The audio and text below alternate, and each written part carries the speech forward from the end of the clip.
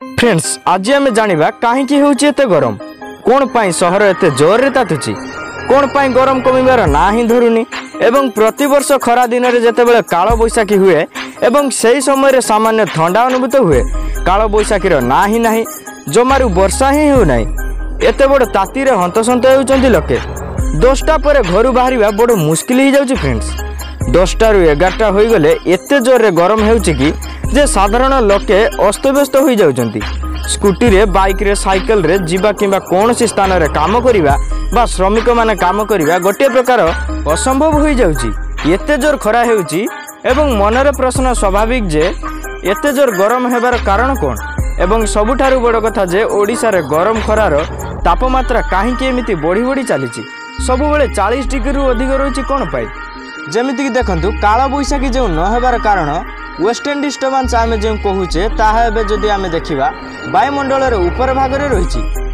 एवं ओडिशा जो आमर लाटिच्यूड से लाटिच्यूड रे पाखापाखि आसवा को देउना जहाँ फल कि ओडिशा हेउ पश्चिमबंग हेउ एही सब अंचल कंडेंसिव एटमॉस्फेयर सृष्टि होना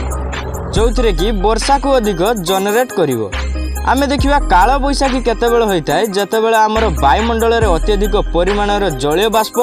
एवं यह सहित कंडेंसिव माने सपेटिंग थिला भलिया आमर जेतेबेले वायुमंडल रे कारकसिटी रहिता है सेतेबेले ही आमर काल बैशाखी जनित वर्षा होता है किंतु आमे जदि देखिबा वेस्टर्न डिस्टर्बांस जोटा कि आमर मुख्य कारक रहुची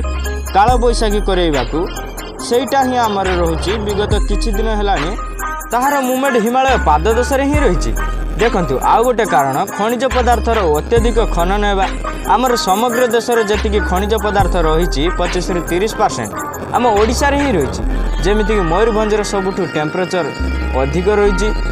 एवं विश्व रे द्वितीय स्थान रे अछि 46.6 डिग्री सेल्सियस से अंचल रे अत्यधिक खनिज पदार्थ थिबारु 46 डिग्री पर्यंत छुईची सही खनिज पदार्थ को जेतेबेले अनियमित भावे खनन करिबा रेगुलेटरी आमे जदि न देकी जते परिमाण रे जदि आमे 30% उत्तोलन करिबा जगह रे 60% यूज करिबा सेटा ऑटोमेटिकली वायुमंडल रे प्रभाव रहिबो आउ गोटे सबुठारु बड़ कारण कि लोके एते मात्रा रे गछ काटुचंती रास्ता कोड रे गोटे भी गछ रखु नांती गछ लगाइबा जगह रे आपण माने जदि गछ काटिबे एबे मात्रा रे 500 गोटी गछर आवश्यक ओडिसा को आपण माने गोटाए लेखा तो गछ लगांतु दयाकरी गछ काटंतु नै आपण माने भाबुथिबे आपण कहउचंती आपण केते गछ लगाउचंती देखंतु आपण को सामने रे प्रूफ अछि एबे देखंतु मु प्राय 30टा गछ हेबो लगाइछि देखंतु जेतेबेले आहुरी टेम्परेचर बढ़िबो पशु पक्षी जीवजंतु सब मरि जिवे आ मनीष भी तेणु समस्ते गछ लगांतु गछ तो शीघ्र बढ़ी जीवनी ता पाई टाइम अछि नाई लोक गछ काटिबे काच बिल्डिंग करिवे एवं एसी यूज करिवे गाड़ी चलाइबे किंतु यार सॉल्यूशन कोन प्रति वर्ष एमिति तापमात्रा बढ़ी बढ़ी चलिले बहुत असुविधा हो जाय पारे ये सब जिनिसर सॉल्यूशन जेते परिमाण रे गछ लगाइबा एवं आमे प्रकृति को केते परिमाण रे सेव रखुचे देखंतु टेम्पररी सॉल्यूशन पाई सेमिति बजेट रखिबा दरकार आमे जदि चाहिबा हमर टेम्पररी राइज करूची एते परिमाण रे बेसी प्रथमे तो हमकु साइंटिफिक रिसर्च टीम गोटे दरकार जोटा कि हमकु सॉल्यूशन दे परिबो फ्रेंड्स एति कोई मोर वीडियो शेष करछि जदि भलो लागि थाय वीडियो गोटे लाइक करी चैनल को सब्सक्राइब कर दे ता पाखर थिबा घंटी चिन्ह को दबाइ देबे आ गोटे कथा फ्रेंड्स समस्त अधिक परिमाण रे गछ लगाइबे देखाबो नेक्स्ट वीडियो रे सेत पर्यंत समस्त को जय जगन्नाथ।